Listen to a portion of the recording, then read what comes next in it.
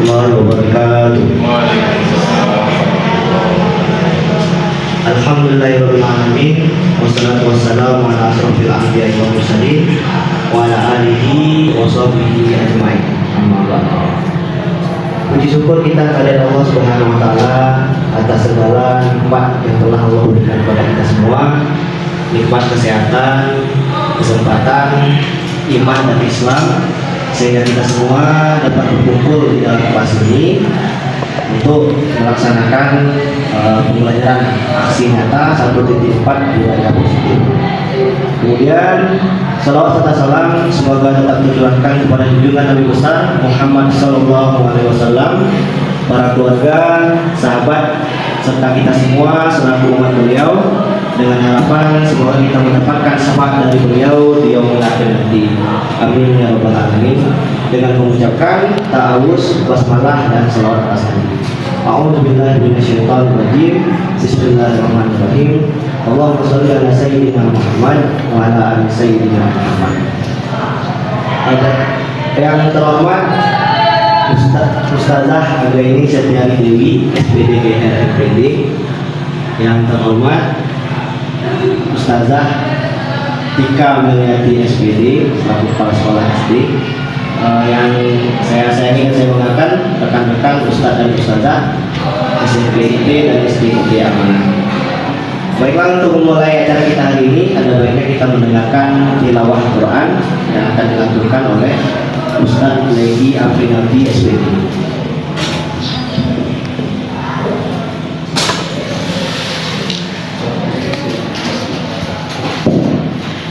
أعوذ بالله من الشيطان الرجيم.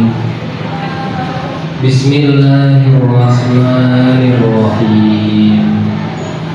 إذا زلزلت الأرض زلزالها وأخرجت الأرض أثقالها وقال الإنسان ما لها يومئذ تحدث أخبارها بأن ربك أوحى لها يومئذ يصدر الناس أشتاتا ليروا أعمالهم فمن يعمل مثقال ذرة خيرا يره ومن يعمل مثقال ذرة شرا يره.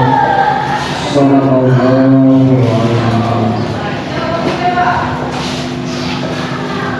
Baiklah, kemudian acara selanjutnya yaitu kata sambutan dari Kepala Sekolah SMP Amanah, yaitu Ustazah Anggraini Setiari Dewi SPD GRFPD. Kepada Ustazah dan Ustazah.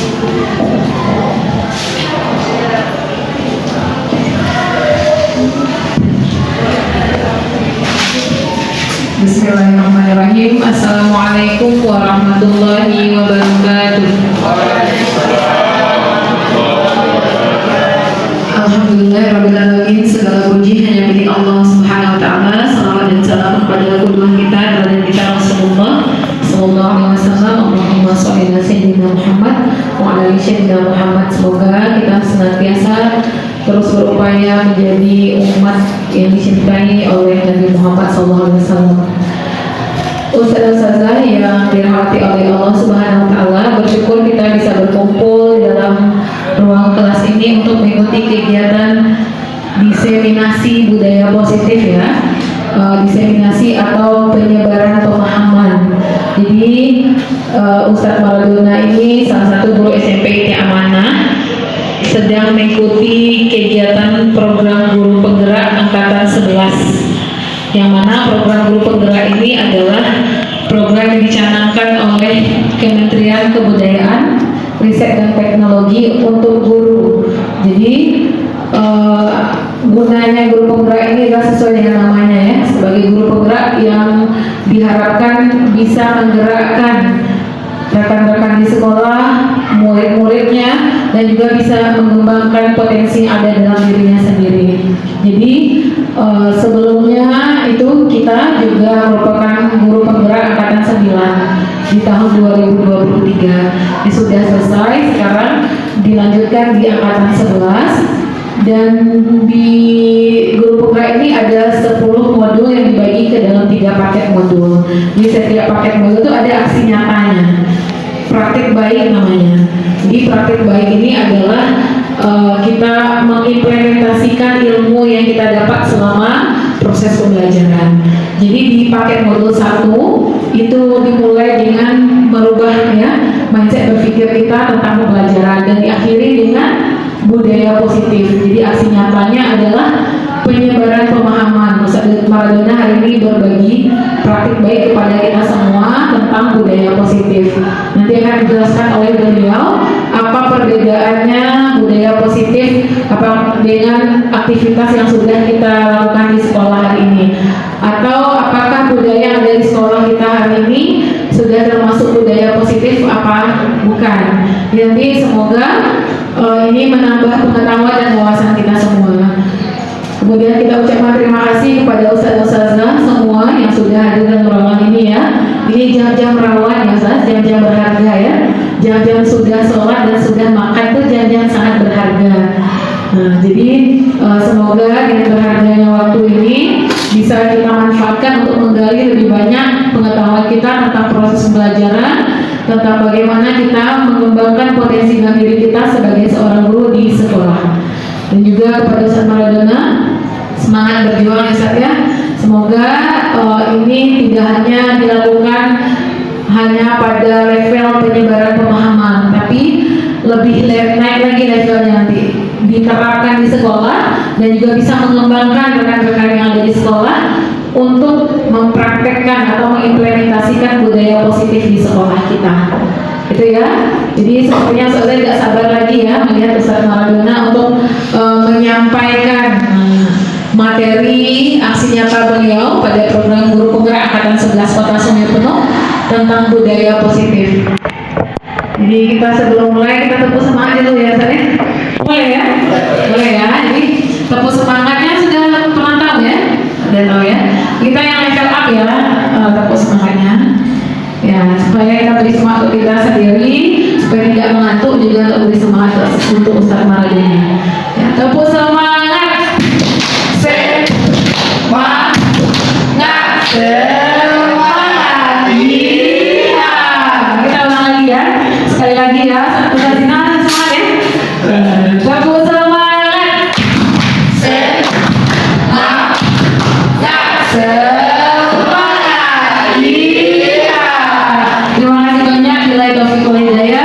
Wassalamualaikum warahmatullahi wabarakatuh.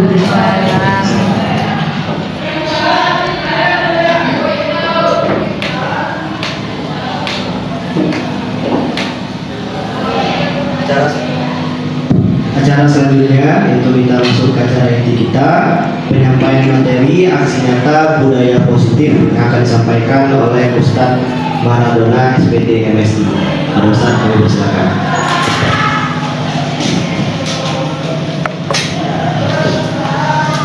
Assalamualaikum warahmatullahi wabarakatuh. Segala puji dan kehadiran Allah Subhanahu wa Ta'ala. Semoga kita semuanya hadir pada siang hari ini dalam acara diseminasi modul 1.4 kesehatan dan hari ini tentang budaya positif. Nah, sebelum kita mulai acara presentasi kita hari ini, kok aku ya sebenarnya? Ada yang menyampaikan di depan ini ke aku gitu ya. Karena saya berhadapan dengan orang-orang yang luar biasa, calon guru semuanya, ada beberapa orang ya. Dan kita semua ini adalah guru yang istimewa. Ya, guru itu adalah orang istimewa yang ilmunya nanti akan bermanfaat sampai nantinya. Ya, pokoknya nilai kebaikan yang diberikan oleh seorang guru apabila dipraktekkan seorang anak atau murid kita, itu sampai kita meninggal pun kita akan mendapatkan pahala yang luar biasa. Ya, oke. Sebelum itu saya akan mengajak sebuah permainan sebentar. Di sini saya mau di sini dulu tes konsentrasi dulu.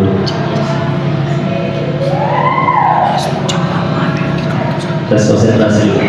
Kira-kira dari gambar ini apa yang ada terbayang oleh Ustadz dan Ustazah, ya? Dan pertanyaannya bagi yang akan Anda sampaikan pada siang hari ini, kira-kira di dalam gambar itu ada berapa wajah orang?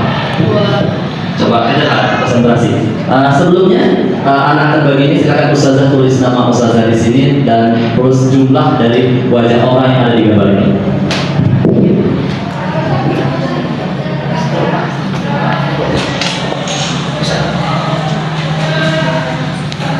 Mohon Ustazah tulis namanya, nama dan jawabannya. Kira-kira berapa wajah orang yang ada di gambar ini?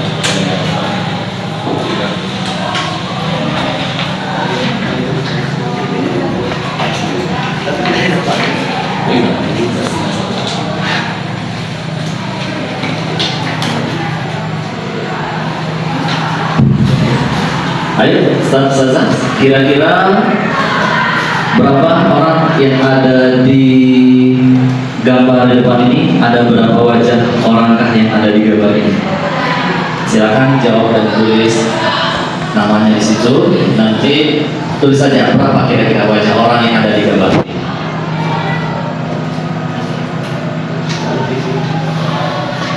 Nanti materi ini akan ada sangkut pautnya dengan materi yang akan Anda sampaikan kepada Ustazah pada hari ini. Sudah Ustazah?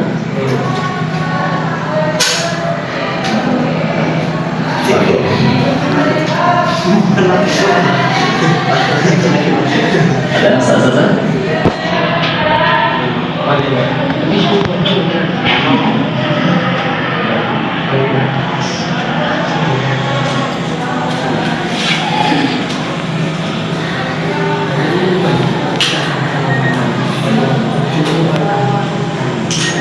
Oh iya, Pak, ini belum kok.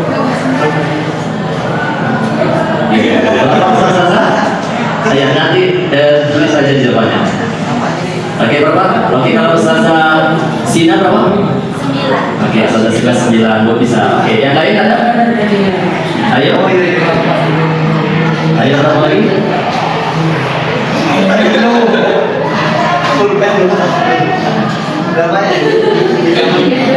Mungkin bisa jadi lebih dari 9.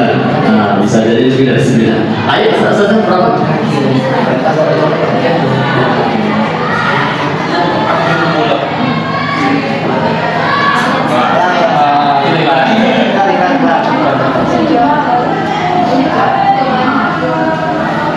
Oke sudah ya, kita kumpulkan. Ayo mari kita kumpulkan, nggak apa-apa. Nanti sih ada hubungannya dengan materi yang akan Anda sampaikan. Oke, terima kasih. 9. Iya. Kita terima. Tapi bisa jadi lebih sih. Tidak ada kamu semua. Jadi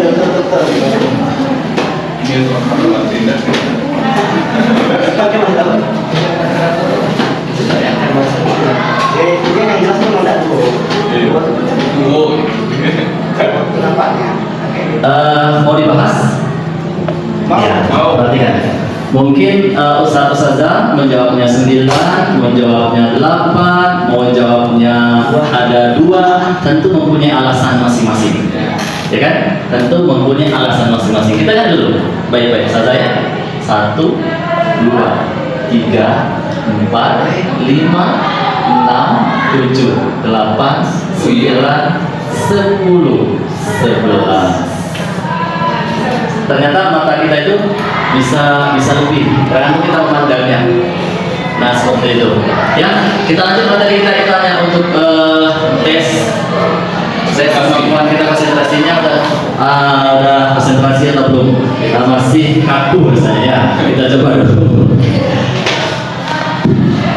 Kalau Anda bilang tepuk 1, Ustazah tepuk 1.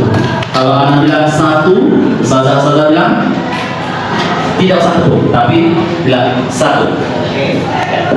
tepuk satu, tepuk satu, tepuk dua. Ya, maksudnya kalau ada kata-kata tepuk, berarti tepuk. Tepuk satu, tepuk satu, tepuk dua, dua. Ya, bagus, terima kasih Ustaz. Oke, kita lanjut materi kita pada siang hari ini. Anak akan menjelaskan tentang budaya positif. Nah, sebelum itu di sini ada budaya positif, itu adalah transformasi perubahan untuk pendidikan. Di sini dia bersangkut paut dengan filosofi pendidikan Ki Hajar Dewantara, bahwa pendidikan itu kita menuntun anak, ya, menuntun anak. Di sini kemudian pendidikan itu menuntun dan manusia merdeka. Dan kemudian berikutnya ada yang namanya teori kontrol. Nah, di sini ada namanya, yang pertama itu teori kontrol itu menjelaskan tentang Anda tidak bisa mengontrol orang lain, hanya Anda yang bisa mengontrol diri Anda sendiri. Contohnya, di sini ustaz-ustazah tentu tidak akan mampu untuk mengontrol sepenuhnya setiap orang, tetapi yang perlu dipahami itu ustazah bisa mengontrol diri ustazah sendiri dalam menerima ketetapan yang berbeda dari kita. Contoh masalah kasus tadi, kita berbeda makanya, tetapi kita tidak bisa memaksa bahwa pendapat saya ini benar, pendapat anak ini benar. Ternyata setelah dijelaskan, maka dikatakan di sini kita tidak bisa mengontrol orang lain, hanya diri kita yang mampu mengontrol diri kita. Artinya kita bersedia menerima orang lain. Nah, seperti itu.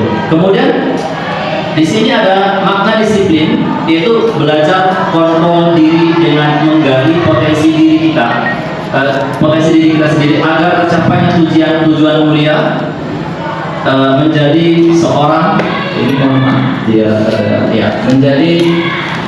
menjadi seorang yang diri kita inginkan berdasarkan nilai-nilai yang diri kita hargai. Tapi dia muncul itu dari dalam, bukan berdasarkan orang lain.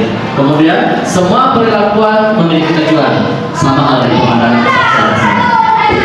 Ada tujuannya. Saja memandangnya seperti ini. Berarti semuanya memiliki alasan dan jawabannya. Jadi kemudian perilaku manusia itu memiliki beberapa tujuan. Ada yang namanya motivasi atau dikenal dengan motivasi dari luar ekstrinsik, yaitu menghindari hukuman. Jadi seseorang itu melakukan perintah itu, bisa jadi dia menghindari sebuah hukuman, atau dia bisa menjadi untuk mendapatkan imbalan atau mendapatkan hadiah. Jadi motivasi seorang untuk melakukan sebuah tindakan. Dan kemudian berikutnya lagi ada sebuah motivasi itu yang muncul dari dalam, yaitu untuk menghargai dirinya sendiri, seperti itu. Dan kemudian nanti ini nilainya itu akan muncul dari nilai-nilai kebajikan universal. Kemudian nanti akan dibahas tentang keyakinan kelas yang sudah ditetapkan. Kemudian berikutnya ada model berpikir menang-menang, kemudian kolaborasi dan konsentrasi menciptakan pilihan baru. Nanti dengan adanya kolaborasi kita dengan murid kita, nanti akan ada pilihan baru. Kemudian pengembangan komunitas berbasis aset atau kekuatan. Di sini nanti kita akan bahas juga tentang sedikit 5 posisi kontrol. Ini kita lihat nanti ustazah ini posisinya di mana? Apakah ustazahnya adalah posisinya pemukul atau membuat rasa bersalah, atau ustazah ini memiliki tipenya dengan murid itu menjadikan mereka seperti teman, pemantau, atau manajer. Nanti kita lihat contohnya gimana. Kemudian realitasnya kebutuhan kita berbeda. Setiap orang itu memang kebutuhannya berbeda. Kemudian kita berusaha memahami pandangan orang lain tentang dunia. Setiap orang memiliki gambaran berbeda. Dan 5 kebutuhan dasar manusia ini, termasuk kita sendiri, ya ustazah pasti butuh bertahan hidup. Kemudian bermasalah atau kekuasaan. Kemudian butuh kasih sayang. Kemudian kesenangan dan kebebasan. Nah, di sini kita juga akan bahas tentang segitiga restitusi untuk mengatasi permasalahan yang ada di sekeliling kita, apalagi di kegiatan di sekolah, dan nanti kita akan menciptakan keyakinan kelas. Nah, untuk lebih jelasnya kita akan bahas satu persatu. Yang pertama, budaya positif itu apa? Budaya positif adalah sebuah lingkungan atau sistem di mana nilai positif, sikap yang konstruktif, dan perilaku yang saling menghormati menjadi norma dan kebiasaan sehari-hari. Ini adalah suasana di mana setiap individu merasa dihargai, aman, termotivasi untuk mencapai potensi yang terbaiknya. Kemudian berikutnya budaya positif diyakini mampu menciptakan kolaborasi antar warga sekolah, juga orang tua, murid, dan jika terlaksana dengan baik akan memunculkan serta mengembangkan nilai-nilai positif yang dimiliki murid dan akan menciptakan pribadi-pribadi yang berkualitas dan berkarakter baik sesuai dengan profil Pancasila. Dan kemudian berikutnya, nah konsep dasar yang akan dibahas pada 21.4 ini, yang pertama atau budaya positif itu, yaitu perubahan paradigma belajar, disiplin positif, motivasi perilaku manusia, kebutuhan dasar manusia, posisi kontrol, keyakinan kelas, dan segitiga restitusi. Nah, perubahan paradigma baru dari stimulus respon ke menuju teori kontrol. Di sini, kalau stimulus yaitu tentang rangsangan yang akan menciptakan relasi kebutuhan kita sama. Dia menyatakan bahwa kebutuhan kita sama. Jadi sebuah prinsip menyatakan bahwa kebutuhan kita itu sama. Kalau teori kontrol tidak. Teori kontrol itu menyatakan bahwa kita berbeda. Kebutuhan kita itu berbeda satu sama lain. Kemudian berikutnya lagi, semua orang melihat hal yang sama. Setiap orang memiliki gambaran yang berbeda. Contoh saja dari gambaran. Ya kan, kita tidak bisa memaksa orang untuk satu pandangan dengan kita. Nah seperti itu, berarti teori kontrolnya setiap orang memiliki gambaran yang berbeda. Kita mencoba mengubah orang agar berpandangan sama dengan kita. Kalau teori kontrolnya tidak, kita berusaha memahami pandangan orang tentang dunia. Jadi teori kontrol tadi sama halnya. Akhirnya kita sendirian, kita sudah memiliki pendapat seperti salah tadi ada yang 6. Ternyata setelah dijelaskan, setelah ditunjukkan, ternyata saya yang keliru gitu ya seperti tadi. Jadi kita yang berusaha untuk merubah diri kita menerima pendapat yang lain. Jadi saya tidak menyalahkan siapa yang benar tadi dan tidak menyatakan salah. Karena di sini kita kita berusaha memahami pandangan orang lain tentang dunia. Nah kemudian berikutnya, perilaku buruk dilihat sebagai suatu kesalahan. Kalau di stimulus respon bahwa perilaku buruk itu dilihat sebagai suatu kesalahan. Teori kontrol tidak. Teori kontrol itu mereka semua perilaku memiliki tujuan. Sama juga dengan tadi. Saya menjawabnya seperti itu karena kenyataannya saya hanya melihat itu saja. Ya kan? Berarti kemudian berikutnya orang lain bisa mengontrol saya. Kalau teori kontrol hanya Anda yang bisa mengontrol diri Anda. Berarti kita sendiri yang bisa mengontrol diri kita. Berikutnya lagi, saya bisa mengontrol orang lain. Kalau teori kontrol itu dinyatakan saya bisa mengontrol orang lain. Tetapi teori kontrol tidak. Teori kontrol itu menyatakan Anda tidak bisa mengontrol orang lain. Kita tidak bisa mengontrol orang lain. Contohnya, dalam kehidupan kita untuk mengontrol seseorang itu sangat susah. Ya. Kemudian berikutnya, pemaksaan ada pada saat bujukan gagal. Kemudian teori kontrolnya kolaborasi dan konsensus menciptakan pilihan-pilihan baru. Jadi kalau sini kita membujuk tapi terkesan mungkin salah pernah membujuk orang tapi terkesan memaksa ya. Pernah ya? Salah pernah ya? Membujuk orang tapi terkesan memaksa. Kalau di teori kontrol tidak. Teori kontrol itu adalah kolaborasi dan konsensus ini kolaborasi dan konsekuensi. Kolaborasi dan konsekuensi menciptakan pilihan baru. Kita kerjasama. Jadi kalau mereka berbuat, konsekuensinya apa? Seperti itu. Jadi kita tidak terkesan memaksa. Kemudian model berpikirnya menang kalah. Kalau ini menang dan kalah. Kalau di sana tidak. Model berpikirannya menang. Jadi imbas seperti itu. Dan kemudian berikutnya, disiplin positif itu makna disiplin itu cenderung diartikan sesuatu yang dilakukan seseorang pada orang lain untuk mendapatkan kepatuhan. Kecenderungan tersebut haruslah diubah sebagaimana pendidik kita harus menciptakan anak-anak yang memiliki disiplin diri yang berasal dari dalam diri anak sendiri. intrinsik, sehingga mereka dapat berperilaku dengan mengacu nilai kebijakan, bukan dengan apa yang kita hargai atau pencapaian suatu tujuan, ataupun menghindar dari rasa tidak nyaman. Rata-rata di sekolah kita pernah seperti itu, termasuk ustaz-ustazah dulu pernah merasa mengikuti kedisiplinan sekolah karena takut dihukum. Jadi itu yang kita usahakan untuk muncul kesadaran dari dirinya sendiri, bukan karena ada sesuatu hal atau ketidaknyamanan seperti itu. Kemudian, nah, motivasi perilaku manusia ini itu ada didasarkan 3 hal. Yang pertama, untuk menghindari ketidaknyamanan atau hukuman. Jadi pertanyaan yang muncul pada murid itu seperti ini: apa yang akan terjadi apabila saya tidak melakukan hal tersebut? Merupakan motivasi eksternal dari luar.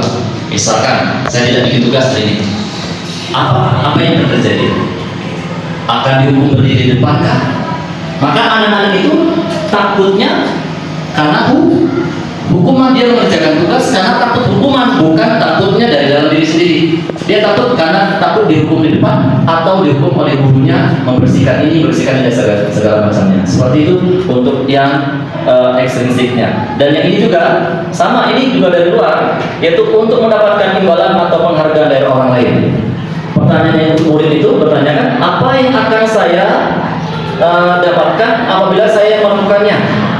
Jadi motivasi ini adalah motivasi dari orang lain, mendapatkan sebuah penghargaan. Saya bisa mengerjakan ini, dapat hadiah.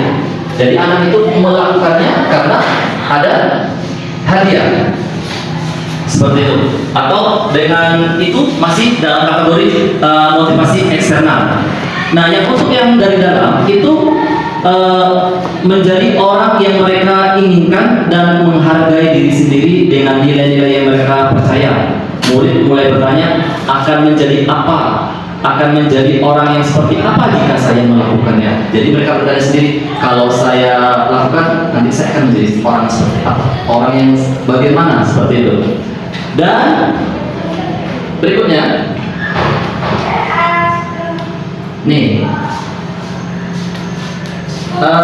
motivasi itu adalah merupakan dorongan yang timbul pada diri seseorang secara sadar atau tidak sadar untuk melakukan sesuatu tindakan untuk tujuan tertentu.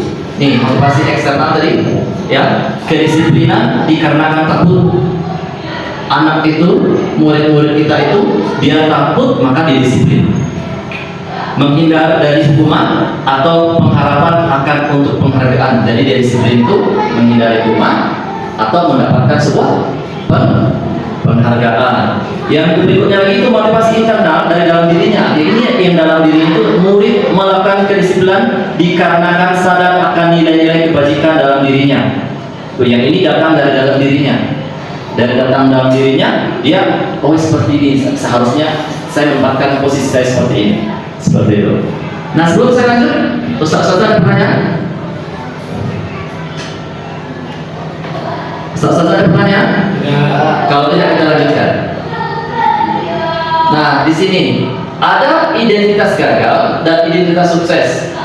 Nah, seorang penghukum, ya, hukuman, sesuatu yang menyakitkan harus terjadi. Kalau konsekuensi, sesuatu harus terjadi. Kalau restitusi, merupakan pilihan. Kalau ini sesuatu yang menyakitkan, artinya ada pemaksaan. Saja paksa.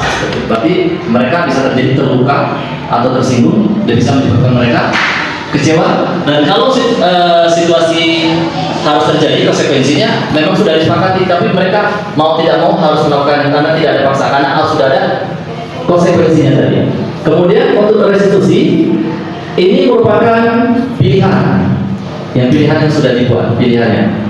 Dan kemudian hukuman ini bersifatnya tidak nyaman untuk murid atau anak-anak untuk jangka waktu yang panjang. Berarti dia tidak nyaman untuk jangka panjang saja. Kemudian konsekuensi, bagian konsekuensinya tidak nyaman untuk murid untuk jangka waktu pendek.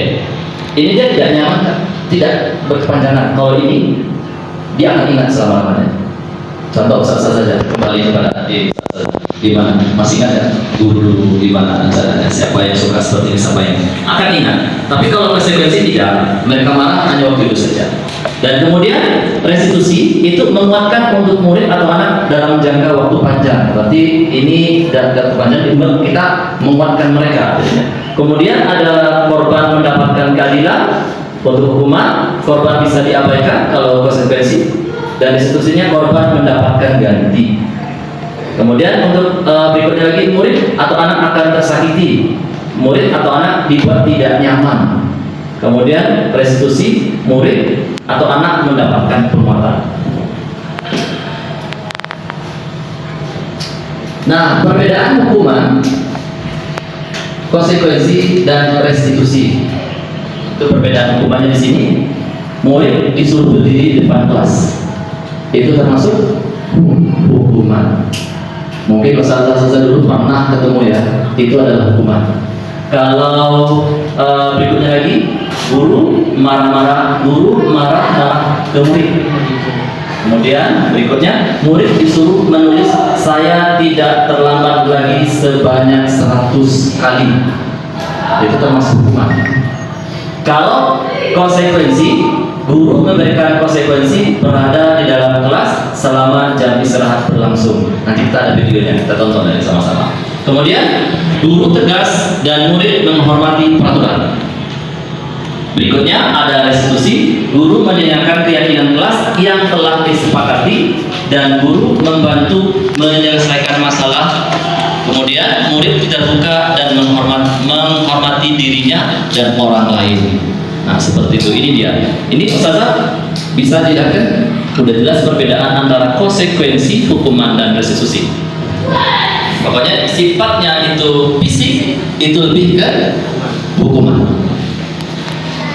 Nah, kalau konsekuensi itu lebih membuat mereka memilih pilihan mereka. Kalau restitusi ini menanyakan kembali keyakinan kelas yang sudah disepakati. Nah, nanti mungkin akan dibahas apa itu sih keyakinan kelas. Nah, konsep disiplin dengan pendekatan restitusi itu adalah sebuah cara menanamkan disiplin pada murid. Itu dia ya. Konsep disiplin dengan pendekatan restitusi itu adalah sebuah cara menanamkan disiplin pada murid. Nah, ini saya jelaskan apa itu restitusi. Restitusi adalah proses menciptakan kondisi bagi murid untuk memperbaiki kesalahan mereka sehingga mereka bisa kembali kepada kelompok mereka dengan karakter yang lebih kuat. Itu untuk restitusi. Kemudian ciri-ciri restitusi yang pertama itu menguatkan dan fokus pada solusi. Dari restitusi itu kita mendapatkan solusi, lebih fokus kepada solusinya, jalan keluarnya. Kemudian fokus pada karakter bukan pada tindakan. Berarti kita restitusi itu fokus pada karakter si anak, bukan pada tindakan yang kita lakukan. Kemudian bukan menebus kesalahan, tetapi belajar dari kesalahan. Biasanya kita menebus kesalahan lakukan ini, tetapi kalau restitusi itu belajar dari kesalahan. Nah, kemudian berikutnya mencari kebutuhan dasar yang mendasari tindakan. Tawaran bukan paksaan. Kita menawarkan bukan paksaan. Kemudian memperbaiki hubungan, menuntun untuk melihat keadaan diri. Berikutnya lagi. Nah, keyakinan kelas. Apa itu keyakinan kelas? Kita sudah menyinggungnya tadi, sesuatu yang diyakini bersama yang berasal dari penyatuan pikiran untuk menjadikan nilai-nilai kebaikan untuk diturunkan di kelas atau diterapkan di kelas. Nah, ini dia. Ini salah satu kegiatan pertama itu pas dulu pembuatan keyakinan kelas atau sekolah, mempersilakan warga sekolah atau murid-murid di sekolah atau di kelas untuk bercurah pendapat tentang peraturan yang perlu disepakati di kelas atau di sekolah seperti ini. Jadi kita lakukan, jadi bukan kita yang menentukan kesepakatan kelas, tapi mereka sendiri. Mereka mau seperti apa. Dan ini adalah kegiatannya. Dan untuk pembuat prosedurnya tergantung nanti gurunya mau mereka sendiri atau mereka kita bikin per kelompok, nanti mereka bahas dan ini akan menjadi sebuah kesepakatan sama-sama seperti itu. Dan ini berikutnya lagi. Nah, mencatat semua masukan para murid atau warga sekolah di papan tulis, atau kita tempel di papan tulis seperti di sini. Nah, kita tempel di papan tulis. Nanti sesudah berikutnya lagi. Nanti yang ketiga, susunlah keyakinan kelas sesuai prosedur pembentukan keyakinan kelas. Ganti kalimat dalam bentuk negatif menjadi positif. Kalimat-kalimat yang masih bentuknya negatif kita ubah menjadi bentuknya positif. Contohnya kalimat negatif, jangan berlari di kelas atau koridor, diganti dengan berjalanlah di kelas atau koridor. Kemudian yang 4, tinjau kembali daftar curahan pendapat yang sudah dicatat. Anda mungkin akan mendapati bahwa pernyataan yang tertulis di sana masih banyak yang berupa peraturan-peraturan. Berarti kata-katanya berupa peraturan-peraturan yang mesti harus dirubah bahasanya dan harus disepakati sama-sama, dan lebih-lebih dia menjadi sebuah kalimat yang positif. Kemudian selanjutnya, ajak keluarga sekolah, murid-murid untuk menemukan nilai kebijakan atau keyakinan yang dituju dari peraturan tersebut. Contohnya, berjalan di kelas, dengarkan guru, datanglah tepat waktu, berada di bawah satu payung. Keyakinan inilah yang dimaksudkan dalam daftar untuk disepakati. Kegiatan ini juga merupakan pendalaman pemahaman bentuk peraturan keyakinan sekolah. Contohnya, kalau kita menyapa anak, rata-rata kita lebih melarang, jangan lari. Seperti itu ya. Sekarang pun masih banyak itu ibu-ibu semuanya pasti kan, jangan lari. Sebenarnya tidak seperti itu. Dirubah jadi kata yang lebih positif. Jalan saja. Nah, gitu. Yuk jalan saja, jalan saja, pelan-pelan saja. Banyak orang kalau menegur, jangan lari. Ya, tapi mulai sekarang kita berusaha untuk merubah kebiasaan kita itu menjadi berjalan saja yang positif, dan yang negatif kita ubah menjadi positif. Nah, prosedur pembentukan keyakinan sekolah yang berikutnya, tinjau ulang keyakinan kelas secara bersama. Kemudian lanjutkan yang keenam, setelah keyakinan sekolah kelas selesai dibuat, maka semua warga kelas dipersilakan meninjau ulang dan menyetujui. Nanti di sini kita udah sepakat sama-sama. Nanti kita baca yang sesuai, kita setujui sama-sama. Berarti kita sepakat dalam satu lokal itu, kita sepakat disetujui sama-sama. Itulah menyatakan keyakinan kelas. Nah, keyakinan kelas itu agar selalu dilihat oleh murid-murid kita tempel saja di dalam koran. Kita tempel, nanti dia setiap hari itu akan ingat bahwa ini adalah keyakinan kelas yang telah kami sepakati sama-sama. Nah, ustaz-ustazah bisa membedakan antara keyakinan kelas dengan peraturan? Bisa? Bisa ustaz-ustazah? Kalau keyakinan kelas, apa bedanya? Apa bedanya keyakinan kelas dengan peraturan kelas?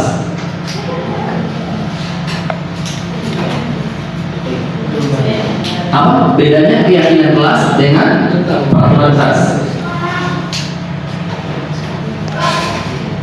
Apa? Kalau peraturan kelas itu adalah peraturan yang dibuat oleh satu orang atau satu pihak saja. Misalkan ustadz yang membuatnya, wali kelas yang membuatnya, itu namanya peraturan. Kalau keyakinan kelas disepakati bersama. Contoh ini adalah keyakinan kelas yang sudah terjadi. Keyakinan kelas itu usahakan jangan terlalu banyak masalah saja. Kalau terlalu banyak, nanti kita sendiri dan murid-murid kita diyakini tidak semuanya dilaksanakan. Bila keyakinan kelas itu yang benar-benar yang sesuai. Contohnya ini sudah saya ambil ada 4 keyakinan kelas. Yang pertama, menjaga kebersihan kelas. Kedua, menghargai teman dan guru. Yang ketiga, melaksanakan tata tertib kelas dan sekolah. Yang keempat, bersikap tenang saat pembelajaran berlangsung. Kita cukup 4. Kita sepakati. Jangan terlalu banyak. Kalau terlalu banyak, nanti tidak akan terlaksanakan. Nah, seperti itu.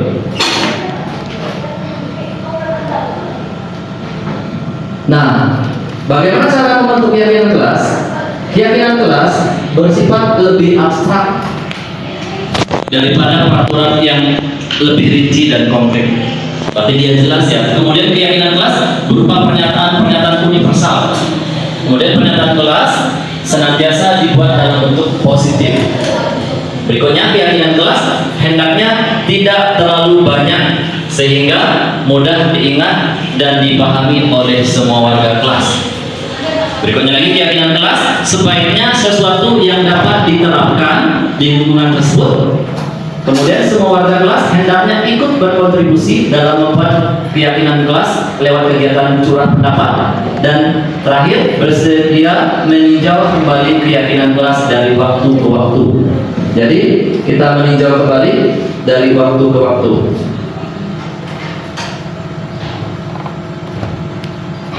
Ada pertanyaan selesai sampai sini? Kita coba tes konsentrasi lagi ya. Ini gimana sih? Oke, kita coba dulu nih. Kita hitung-hitung.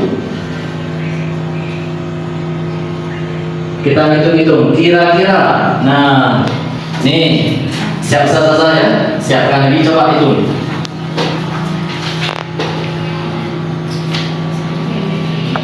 Coba saja tebak berapakah hasil yang terakhir? Kira-kira berapa hasil yang terakhir? Berapakah hasil yang terakhir? Kira-kira? Tes fokus konsentrasi berapa hasil terakhir? Lihat.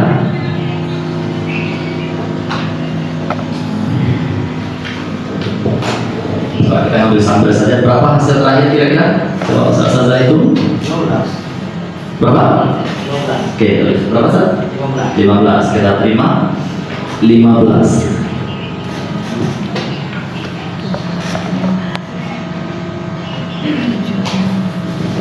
Oke. Berapa? 19. Yang lain berapa? Ada lagi? 15. Sat? 15. Ada lagi yang lain? Ada yang 21. Coba yang 21, yang 15 anak akan minta pendapatnya. Tentu punya alasan kenapa dia saat jawab 15. Yang lain? Dengan yang gambar pertama tuh bulan ya. Bulan itu sama dengan 21 karena dia sama, berarti 21 bagi 3 berarti dia 7. Kemudian karena ulatnya sudah diketahui 7, jamnya ada 2, berarti 7 itu ada 19 kalau 7 berarti 12. Karena jamnya 2 berarti 12 bagi 2 itu 6. Yang 6 tambah 7 19. Ya, kemudian yang gambar ketiga hasil 15 karena ulatnya 7, jamnya 6, 7 tambah 6 itu 7 tambah 6 itu 13. 7 tambah 6 itu 13, bunganya 2. Nah, karena yang gambar terakhir itu, oh ya, salah di simbolnya. Salah di simbolnya, berarti salah tadi 15. Karena tadi anak nggak lihat yang kali itu, yang lihat karena anak kiranya itu 7-an. Oke, terima kasih Ustaz. Tentu menjawab tentu punya pilihan. Ada lagi? 19. Oke, Ustaz. Anda mulai Ustaz. Enggak apa-apa. 19. Ada lihat perkalian. Yang bulan itu kan 7 tadi, 6 itu 6, jam itu 6 makanya, dan bunga itu 2. Jadi yang terakhir itu yang kali dulu kita kerjakan. Jadi 7 kali 2 12 tambah 6. 7 kali 2 6 kali 2. Oh iya, 6 kali 2 12 tambah 7 19.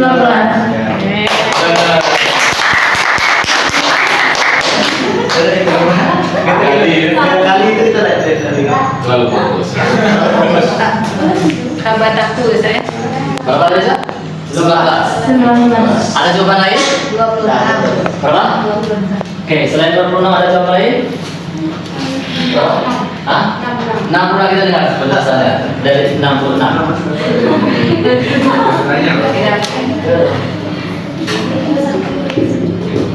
Jadi kan bulatnya 7, kalau yang jamnya 6, ulat ditambah dengan bunga 4.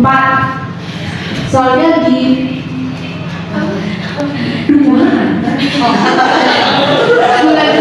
bulannya Kita 7, bunganya 4,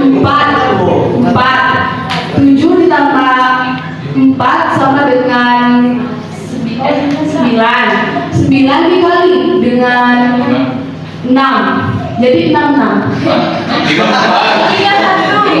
31 oke ya. Sini. Bisa. Gimana Saza? Saza Tika?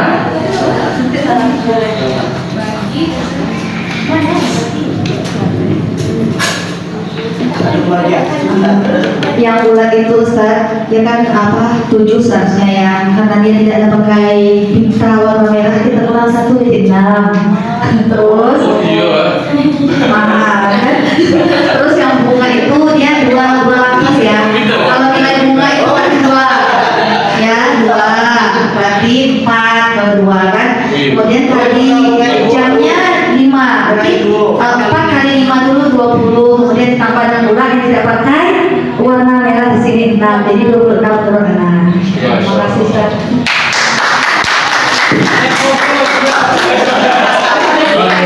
Terima kasih Saza Tika. Berarti jawabannya adalah 26. Tapi bunganya bernilainya 2. Bunganya nilai 2 ya? Jawabannya benar. Bunganya bernilai 2. Berarti kalau bunganya nggak ada, berarti kurang 2 kan? Benar?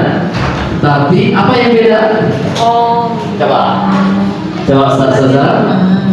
1, 2, 3, 4, 5, 7. 1, 2, 3, 4, 5, 6. Tidak pakai 5. Nah, ini bunganya ada 2, berarti 4. Ini kan kalau aku kali dulu baru tambah. Berarti 4 dikali 5, 20. Dan tambah 6, 20. Betul jawaban Saza Tika tadi. Begitulah kita nanti dengan anak-anak, kita berusaha untuk menerima semua jawaban alasan mereka. Kita berusaha menerima semua alasan yang mereka miliki. Nanti baru kita tanggapi. Yesus dinamakan nanti dalam seri 3 restitusi. Kita terlalu fokus dengan kalian gitu. Berikutnya, nah kita bahas tentang kebutuhan dasar manusia. Gimana kebutuhan dasar manusia itu? Manusia itu kita sebagai manusia, termasuk kita makhluk sosial, itu butuh yang namanya bertahan hidup. Apa kebutuhan bertahan hidup kita? Makan, nah itu adalah kebutuhan hidup sebagai manusia. Kemudian ada lagi kebutuhan cinta dan kasih sayang. Jangankan anak-anak, kita pun yang sudah dewasa ya masih butuh cinta dan kasih sayang, dicintai dan dihargai sama kawan seperti itu ya, apalagi seorang murid mereka itu butuh cinta dan kasih sayang. Kemudian berikutnya lagi yang 3, kebutuhan penguasa, yaitu kebutuhan atas kemampuan kekuatan kita. Kemudian yang keempat, kebutuhan kebebasan, yaitu kebutuhan akan pilihan. Kebebasan itu anak rasa usaha apa? Usaha itu kebebasan seperti mau bertindak, berbuat, itu kebebasan namanya. Itu adalah kebutuhan kita sebagai manusia. Yang kelima, kebutuhan kesenangan, yaitu kebutuhan untuk merasa senang. Ini semua orang pasti butuh kesenangan. Contohnya pergi jalan-jalan happy ya, termasuk kita suka ke alam, tujuannya untuk sako, wah iya, senang-senang gitu, menyenangkan diri dan agar mendapatkan inspirasi yang positif lagi seperti itu. Dan kemudian berikutnya lagi,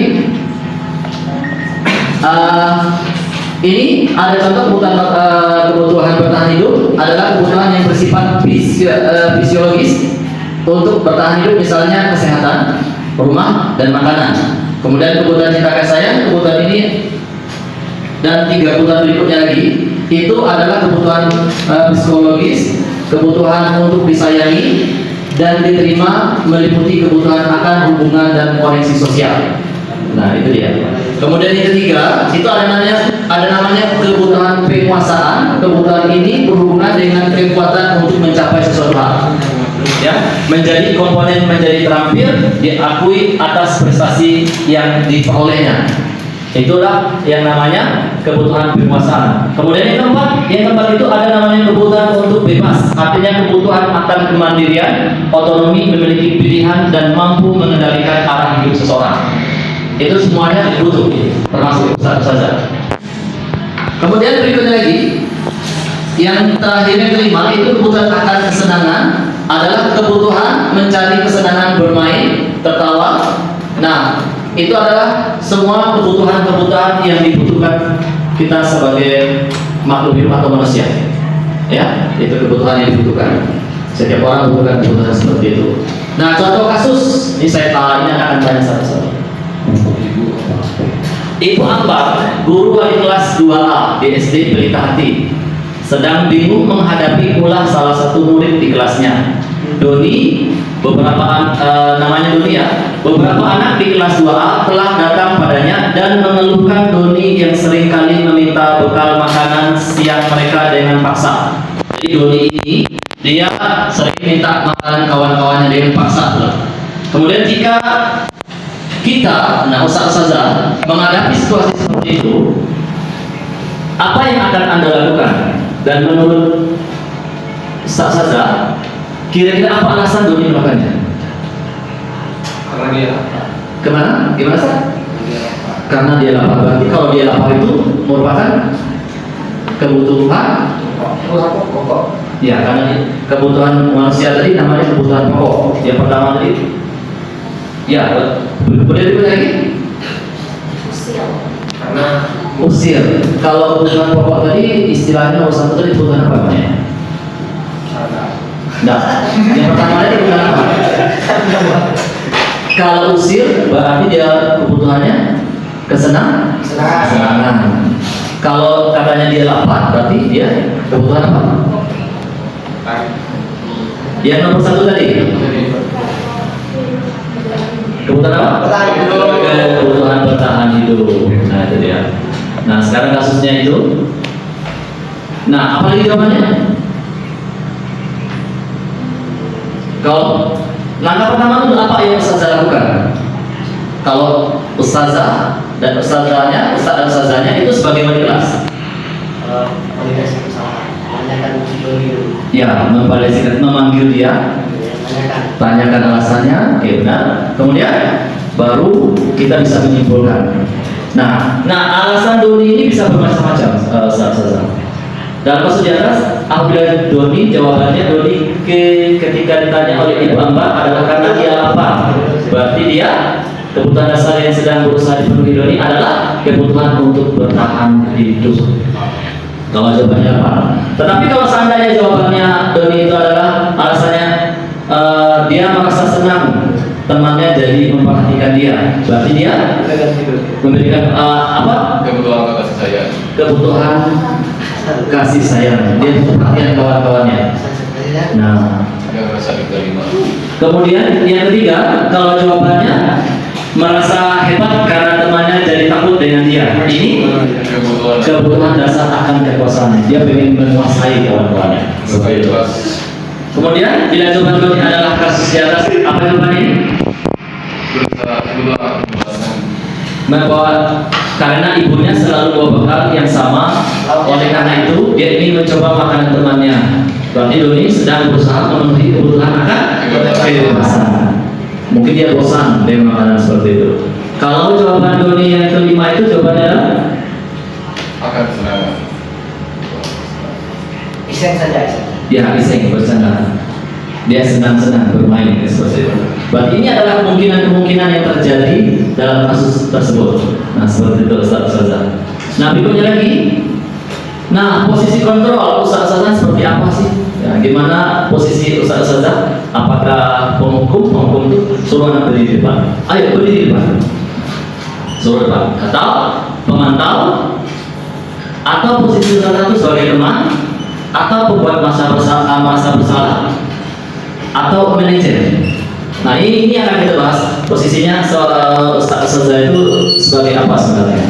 Kemudian berikutnya, nah biar lebih paham ustazah akan kita tonton videonya.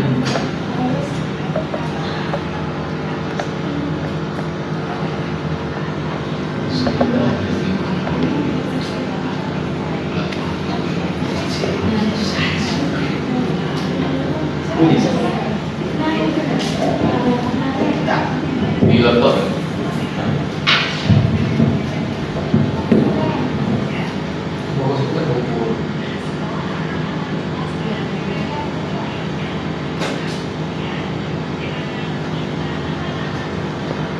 Silakan.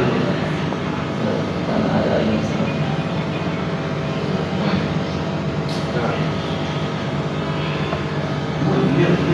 Ini kalau kita sambung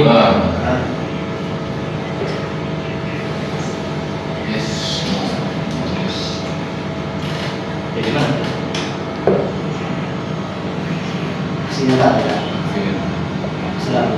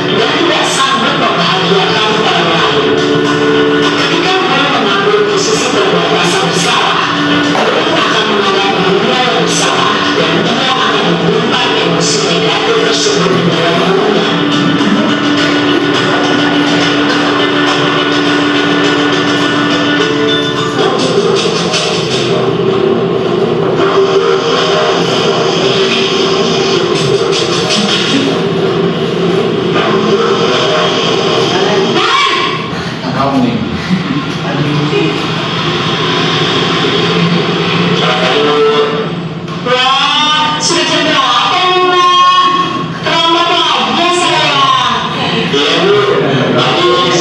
Bu saya membawakan saya Bu. Kalau mendengarkan ibu kamu, kamu kan ngomongnya paling kencang. Kok terlambat sih? Iya Bu, saya bangun tadi. Jadi biar bisa kencang, tetap berkerja Bu. Ya sudah sana, nanti kali yang lebih kencang lagi ya. Biar gak terlambat lagi. Bikin serang ibu, demi ibu. Bisa kan? Bisa Bu. Ya sudah sana masuk kelas. Ibu jelasin urusan absen kamu. Kamu ini ada-ada saja. Dalam posisi terbang, guru berbicara dengan nada suara ramah, akan cenderung bersenda guru untuk menjaga suasana tetap santai. Guru akan merasa senang, aman, dan akan bergabung. Identitas yang tercipta adalah identitas sukses atau berhasil. Namun, perlu ingat, karena ini masih dorongan eksternal, maka ada faktor ketergantungan dan guru kepada orang tertentu. Di sini, guru absennya, sehingga mulai waktu, guru bisa berperilaku baik, namun hanya kepada orang-orang tertentu saja.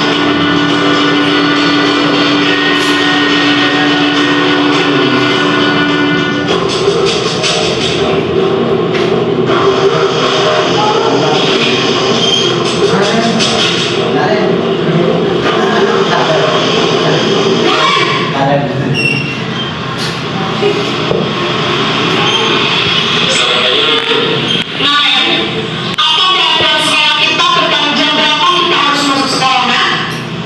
Kita harus di sekolah jam 7, Bu. Iya, betul. Sekarang sudah jam 7.20. Lalu sudah tahu konsekuensinya jika terlambat hadir?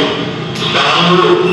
Saya harus tinggal kelas, pas jam istirahat selama 20 menit. Iya, benar. Konsekuensinya demikian. Jadi nanti jam 9.30 pas istirahat, kamu harus tinggal di kelas, kerjakan tugas paparan untuk ketertinggalan kamu, ya? Baik, Bu. Posisi penonton mengandalkan penghitungan atau data untuk mengontrol mulut. Guru mengarahkan mulut berdasarkan peraturan dan konsekuensi. Seorang penonton menunjukkan bahasa tubuh dan ekspresi wajah yang datar dan cenderung formal.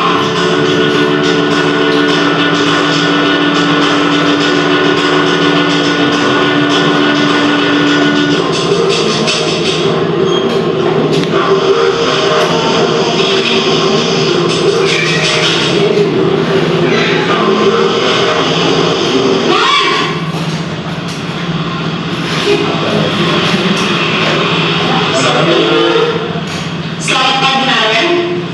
Baru, saya terlambat. Iya, sekolah masuknya jam 7, sekarang sudah jam 7.20. Jadi sekarang bagaimana ya, Naren? Baru, saya lupa salah saya semalam. Baiklah, menurut kamu, keyakinan sekolah yang mana yang perlu kamu tingkatkan? Menghargai diri sendiri dan orang lain mungkin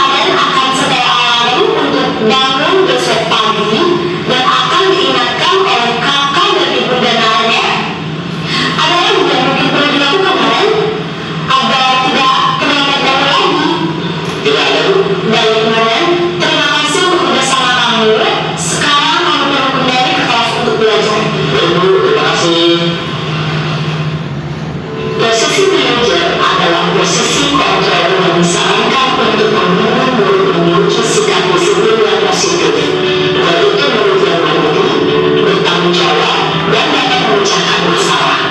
Tujuan dari posisi ini adalah agar guru dapat berefleksi atas tindakannya. Guru akan terus memberikan pertanyaan-pertanyaan bermakna sehingga membuat murid dapat belajar dari kesalahannya dan mencari sebuah solusi untuk menyelesaikannya. Ini benar guru hebat. Setelah mengamati adegan kelima posisi kontrol tadi, kira-kira posisi mana yang paling ideal? Posisi mana yang dapat menunjang motivasi intensif murid? Ya, tentu posisi manajer. Posisi ini memang posisi ideal dan ini menjadi sebuah kemudian. Pada posisi inilah guru dapat menempatkan disiplin positif dan berpihak pada murid dan memerdekakan murid. Perjalanan seorang pendidik tentunya tidak mudah untuk sampai pada posisi seorang manajer. Namun, tujuan kita pasti, yaitu menciptakan murid-murid yang mandiri, merdeka, dan bertanggung jawab. Semoga penggambaran 5 posisi kontrol yang telah diperlihatkan ini dapat menjadi ajang refleksi bagi kita semua, agar dapat terus mengasah dan menetapkan disiplin positif yang memerdekakan murid. Mari terus berlatih dan bersemangat. Selamat mendengarkan. Salam dan bahagia untuk daripada guru hebat. Oke, gimana Ustaz? Sudah paham posisi Ustaz di mana? Sudah. Sudah ya? Nah, Ustaz sudah paham posisi kita selama ini seperti apa dari penjelasan ini? Oke, tapi sebenarnya yang paling baik itu adalah posisi Manajer. Posisi manajer. Nah, di sini ada yang tadi posisi pemantau yang sudah dijelaskan di video tadi. Inilah dia posisi kita, posisi teman seperti apa. Dan kita lanjutkan dulu. Nah, berikutnya ya, ini sudah dijelaskan juga tadi. Dari sini dampak dari perilaku negatif seperti penghukum itu adalah dampak pada murid itu mengulangi kesalahan yang sama. Mereka kalau kita posisinya seperti penghukum, mereka akan mengulangi hal yang sama. Kemudian berulang kali perilaku menjadi agresif bahkan lebih dari itu. Itu dampak negatifnya. Kemudian anak bisa menjadi kalau di posisinya perempuan merasa bersalah, mereka akan merendah diri. Selalu merasakan gagal lagi, susah lagi, nah, seperti itu. Kemudian kalau posisi teman, dia akan menjadi orang yang bergantung dengan gurunya. Itu kalau posisi teman. Kalau pemantau, menitikberatkan pada dampak pada diri sendiri, mendapatkan hadiah atau mendapatkan hukuman. Itu posisi pemantau. Kemudian kalau manajer mengevaluasi diri bagaimana menjadi diri yang lebih baik. Jadi seperti contoh tadi kan sudah jelas, kita melemparkan pertanyaan kepada dia. Dia tahu sendiri posisinya seperti apa. Dan kemudian ini untuk kegiatan dunia berkualitas, murid meletakkan guru di luar dunia berkualitas. Kalau untuk membuat bersalah, murid meletakkan guru dalam dunia berkualitas. Kemudian teman, murid meletakkan gurunya sebagai orang penting dalam dunia. Jadi mohon maaf, ustaz-ustaz semuanya. Kalau sudah mereka antum dekat kepada murid-murid, mereka akan selalu ingat. Maka dia akan menempatkan kita pada dunianya. Kemudian kalau pemantau, murid meletakkan guru peraturan di dunia berkualitas, dan manajer, murid meletakkan dirinya sebagai individu yang positif dalam dunia berkualitas, seperti itu. Dan berikutnya kita akan langsung bahas segitiga restitusi. Nih, segitiga restitusi itu yang pertama yang kita perlu lakukan kalau seorang anak itu memiliki kasus. Yang pertama itu kita menstabilkan identitas. Menstabilkan identitas ini, misalkan kita menenangkan jiwanya dulu. Jika mereka sudah tenang, gimana cara menenangkannya? Kita bisa menyatakan, oh setiap orang pernah melakukan hal yang sama. Tidak apa-apa, semua orang pernah melakukan salah. Jadi seperti itu. Kemudian kamu bukan satu-satunya yang pernah melakukan hal ini. Jadi kita membangkitkan semangatnya dia. Enggak apa-apa, tidak hanya antum yang pernah melakukan hal yang sama. Seperti itu. Kalau sesudah mereka udah mulai tenang, baru kita memvaliditas tindakan yang salah. Kita tanyakan, tentu kan kita punya alasan untuk berbuat itu. Kita suruh dia berbicara, kemudian adakah cara yang lebih aktif untuk mendapatkan apa yang kita butuhkan selain dari cara tersebut, seperti itu. Kemudian yang terakhir itu kita menanyakan kesepakatan yang sudah kita buat. Kita tanyakan gimana dengan kesepakatan kita. Kemudian baru kita tanyakan, nanti kita tanyakan kamu ingin menjadi orang seperti apa. Jadi tidak ada di sini, tidak ada memaksa, tidak ada membuat mereka terpojok, tetapi kita langkah pertama kita menenangkan dirinya dulu, baru kita tanyakan, dan baru kita kembalikan itu perbuatannya sudah sesuai nggak dengan ini, seperti itu. Jadi dia bisa memutuskan sendiri dia yang salah atau seperti apa. Tapi kita sebagai guru tidak bisa menyalahkan. Sama tadi kan jawaban Ustazah berbeda, tidak ada yang salah. Ya kan? Nanti dia akan tahu sendiri kesalahannya di mana. Jadi seperti itu kalau kita jadi guru. Ya, Ustazah, sampai di sini kita hari ini, dan Ana mohon maaf jika terdapat kesalahan yang tidak diinginkan atau ada kata-kata yang tidak baik, Ana mohon maaf. Dan di sini kita tidak bisa memaksa orang lain. Jadi maksudnya tidak bisa memaksa orang lain. Kita tidak bisa memaksa orang lain dan kita tidak bisa mengubah orang lain. Kita tidak bisa memaksa orang lain untuk berbuat sesuai dengan keinginan kita. Tetapi diri sendirilah yang bisa berubah. Dan diri sendiri tidak akan bisa berubah jika tidak berusaha untuk mengubah diri sendiri. Jadi diri kita tidak akan bisa berubah kalau kita tidak ada keinginan untuk berubahnya. Sekian, terima kasih. Assalamualaikum warahmatullahi wabarakatuh.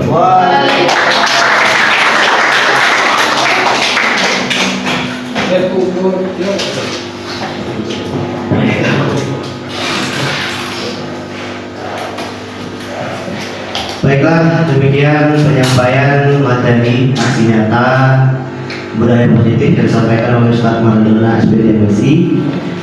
Dengan demikian, maka selesailah acara kita pada hari ini. Sebelum ditutup, ada baiknya kita membaca doa kafaratul majlis. Subhanallah wa bihamdihi. Saya sebagai MC mengucapkan apabila ada kesalahan baik itu perkataan maupun perbuatan kepada Allah Subhanahu wa taala saya manapun, kepada insan saya mohon maaf. Saya tutup. Wassalamualaikum warahmatullahi wabarakatuh. Waalaikumsalam.